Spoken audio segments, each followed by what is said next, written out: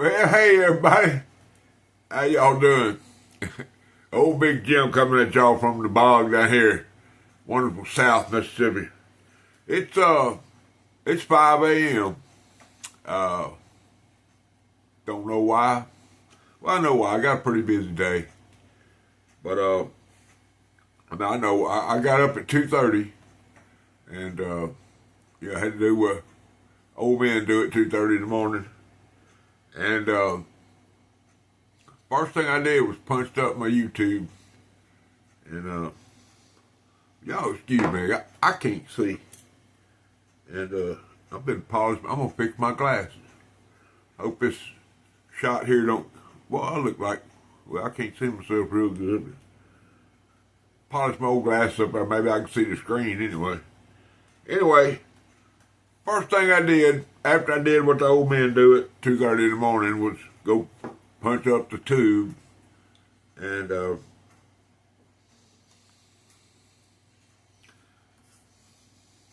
my boy HT got me.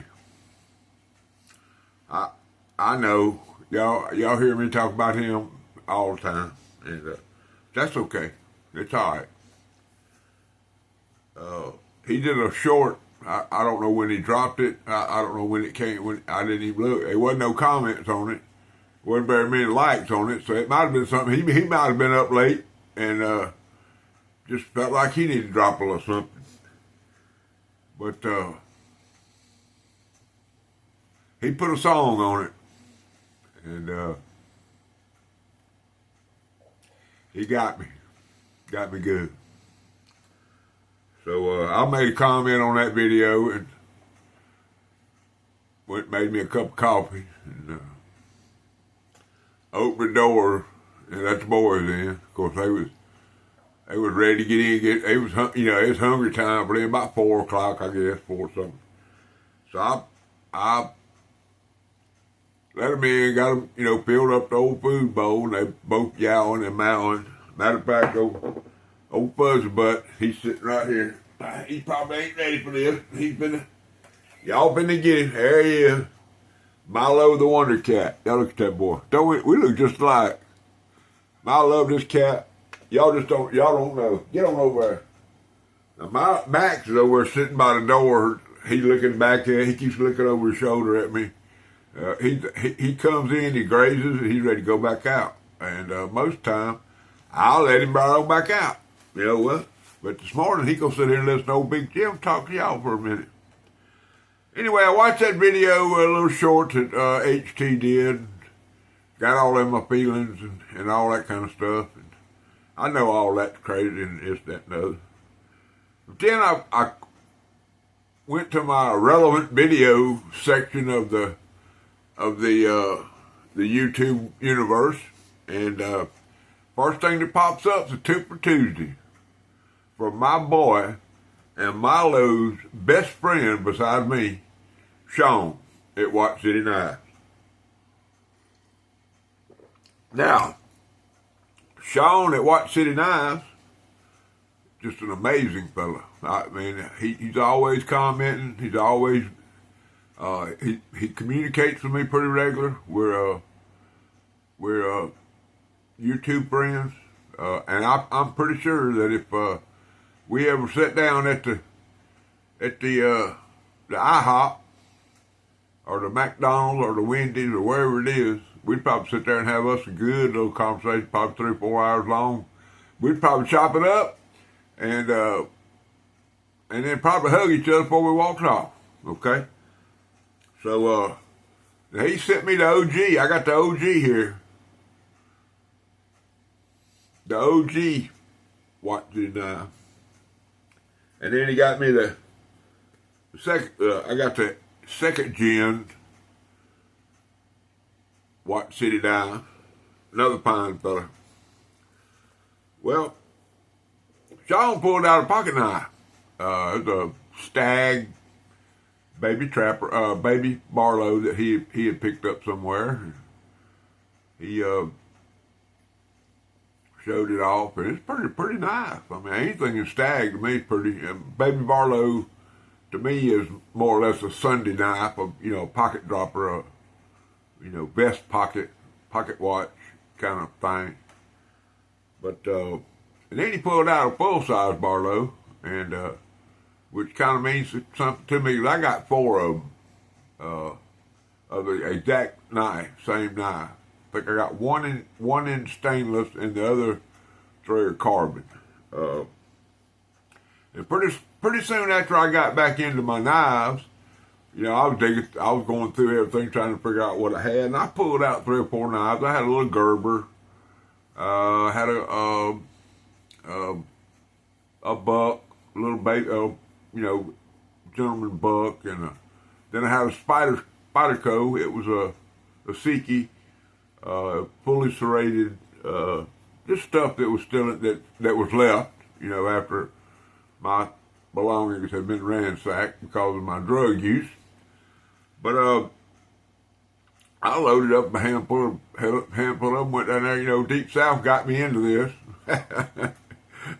I'm not gonna say they got me into it, but you know, I ain't blaming the doc. I ain't blaming Deep South. I ain't blaming. I got into my knives because that's where the Lord sent me. Anyway, I went down there and was gifting these. Now I gave one to Billy Ray, and I gave one to Seth. I think I gave Joe Simmons a knife, and might have been one more I passed out down there that day. I don't remember. But anyway, I'm sitting there, we're talking and carrying on, this and that and the other, and old Seth disappeared. And he come back about, I don't know, 10 minutes later, and he walks up and he had a little square rectangle box, a knife box in his hand. He said, "Here." And I said, "What is that?" He said, "This here, it's for you." So I opened it up. The inside of it was this right here. Baron Son.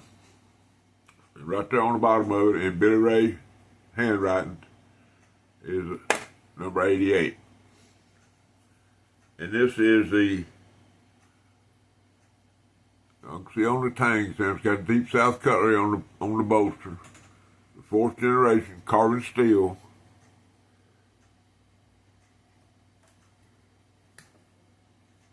This was the knife that they issued, or they still have some of these down there if anybody wants to pick one up. They ain't got many, but they got a few of them. If you look on it, on the blade there, it says number 88, right above trade days, 2024. This was the knife show they had out in the livestock arena. And you can see right there on that tang, it says carbon steel. Now, this is a locker queen. It's never been carried, never been toted. It's all factory. This to me is a very special knife, and it means a lot to me because when I got back into my knives, this was actually before I started my YouTube channel. So I don't know if this has anything. I mean, of course, I've always been the Barlow guy, but this is what put me back in my knife. One of the things that put me back in my knives and got me out of the recliner, out of the bedroom, got me up moving around, got me planning to go to regional knife events when I can. And that's just a very special knife to me, and it'll always be in my collection. It's not going anywhere. I got three of those now, I think, of that one, and then I got the one in stainless. And love them all. Got one from Boss Hog. Got that one, and then my brother from another mother, Brother Ted Hart, gifted me one from Red Hill Cutlery. And they're all, like I say, I had to dig through the 4 boxes to get to the one that I needed. So, but anyway, Sean, thank you Uh, brother. I already said it. You know, you know how I feel, and I understand why you haven't bailed things out, and because I have the same problem. Us people on a fixed income, I never budget for mailing, but I will this month. I'm not gonna buy not nary one new knife until I get all my packages sent out. I got 6 or 7 packages. I'm mailing 2 today, thankfully. And that's mainly because of Brother Rex. Brother Rex helped me with a little inventory removal, and of course he going he sells a lot of knives. He goes to all these shows, and he has a booth set up, and he said at a local peddler's mall, as Brother Dwayne calls them. But anyway, let's get on back to this gentleman right here. We was talking the other day. I don't remember where we was in our little group text or where we was at, but and Sean mentioned this knife a minute ago, the same pattern with the gun stock. HT was talking about how he loved the gun stock. Just wasn't quite, he likes them big ones, and I understand that because I got them old moose paws myself, or bear paws, or whatever you want to call them. But wear XL or 2XL glove if I can get them. But here's the latest addition to my collection of gun stock knives. HT, hold on.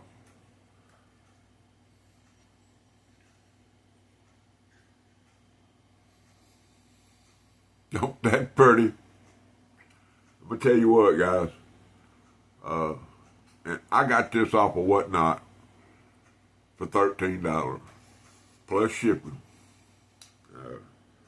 And that, to me, this pattern is just it's just wonderful. Y'all look at that bone now. Make sure y'all get that focus in there. Look, there's a horseshoe stamp, and we're always sharp.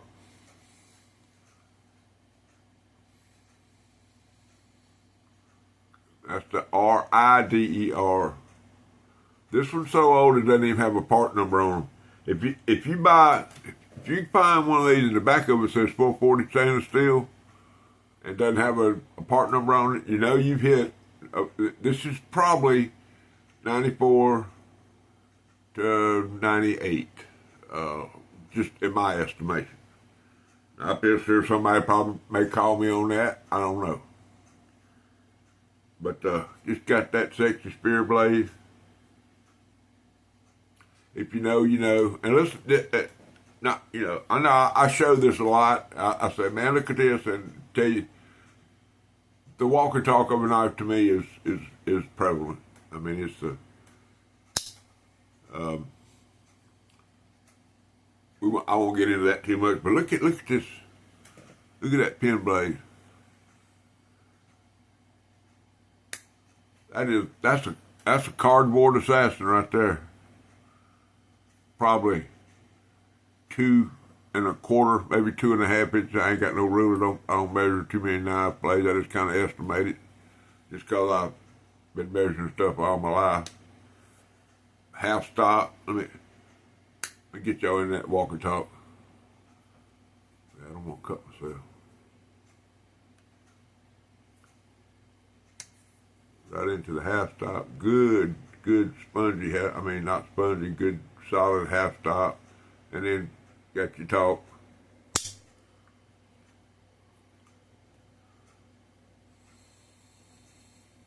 I got a spot in my little fold up, zip up, padded.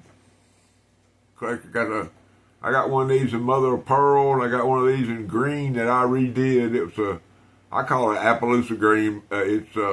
When I bought it, it was sold as a blim or a second, and it had spotty uh, covers on it, so I dyed it and just made it more spottier to me. Gave it more character. But anyway, it's a beautiful knife.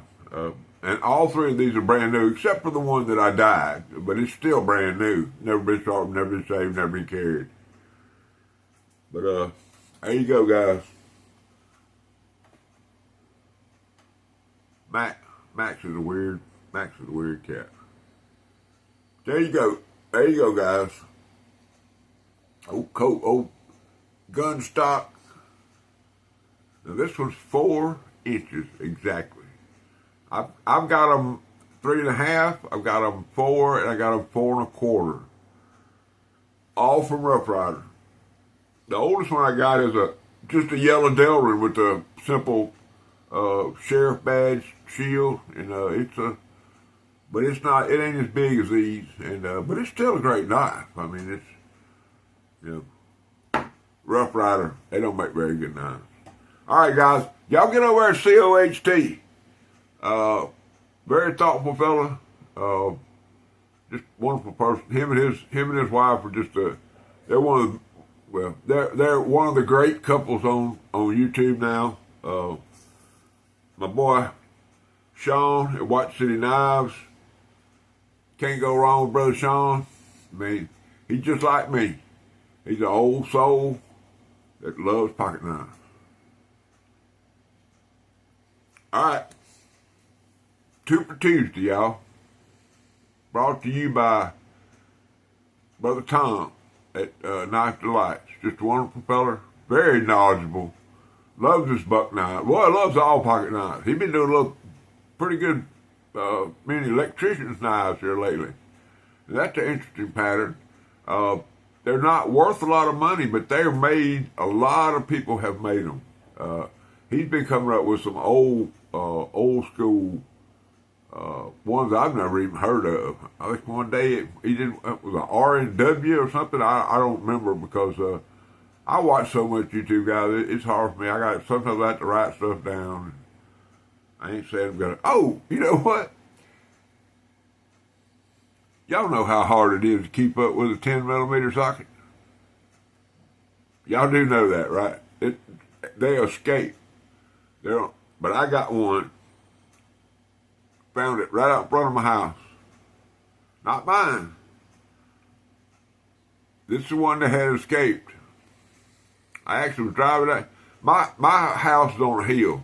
And you get to the bottom of the hill, and then you go up on the other side of the hill, and there's an old hospital up there, and they turned it into a school. It's the superintendent's office for the school, but it has multiple offices in it.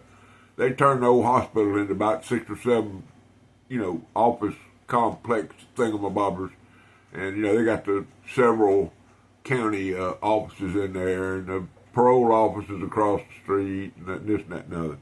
But anyway, I was coming down the hill there, and I seen something shining in the road. I stopped, and I looked out there, got out, got my old cane, and hobbled over there, and almost fell down trying to pick it up. But there it was, the escaped Craftsman 10mm socket in. It's a 12 point. Now I know the 6 point is escapes a lot more than the 12 point, but I might gift that one of my YouTube buddies. I'm gonna say this is the one got away. So I apprehended it, and I am sending it to you, hoping that it doesn't escape again. All right, guys. Old Big Jim's going. I know sometimes I get off on these things, and I don't know. Y'all have a great Tuesday, everybody. I love you. Big Jim out. Rule number 9.